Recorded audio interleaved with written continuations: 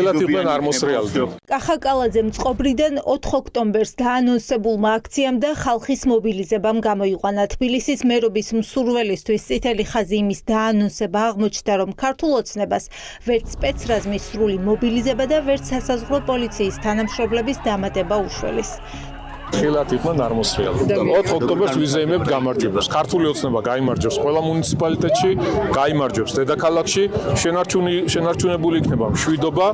ქართული ოცნება ახლა ძალოვანების სრულ მობილიზებას ახდენს. დაწყებულია სპეცრაზმის წვრთნებით, მიდის მზადება ხალხის დასაშლელად. პარალელურად ანი წითლიძე ამტკიცებს, რომ ძალოვანებს ოცნების მაღალჩინოსნები აღარ ენდობიან და დამატებითი ძალების მოსაბილიზებლად სასაზღვრო პოლიციის ხელმძღვანელს თეიმურაზ კუპატაძეს აიძულებენ მისი თანამშრომლები გამოიძახოს მშვიდობიანი პროტესტის ჩასახშობად. მათ არ აქვთ იმ რაოდენობა ადამიანების იმედი, რა რაოდენობა წყავთ გედედეში და ბატონ კუპატაძეს მოთხოვეს, რომ თუ კონკრეტული რაოდენობა არ იქნება გამოყვანილი, მაშინ მის წინააღმდეგ ამოქმედებენ ეგრეთ წოდებულ შანტაჟის ენას. სახელმწიფო დაცვის სამსახური კი არა. სულ რო უცხო პლანეტელები ჩამოიყვანოს 4 ოქტომბერს ბიძინა ივანიშვილმა.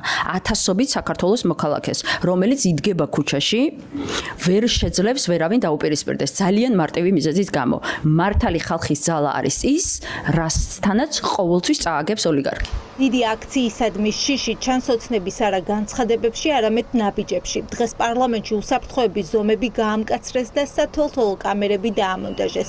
აქამდე პარლამენტის შიდა ეზოში არც ერთი კამერა არ იყო. დღეიდან კი ყველა შესასვლელს თუ კიბეს სახის ამომცნობი კამერებით გააკონტროლებენ. რევოლუციის წინაპირობა არ არსებობს, ანუ არანაირი საფუძველი იმისა, რომ საზოგადოებაში იყოს რევოლუციური განწყობა, არ არსებობს. ეს არის ამოსავალი წერტილი და არა ის, რომ კამერა დამონტაჟდება თუ არ დამონტაჟდება, პოლიციელი იდგმება თუ არ იდგმება.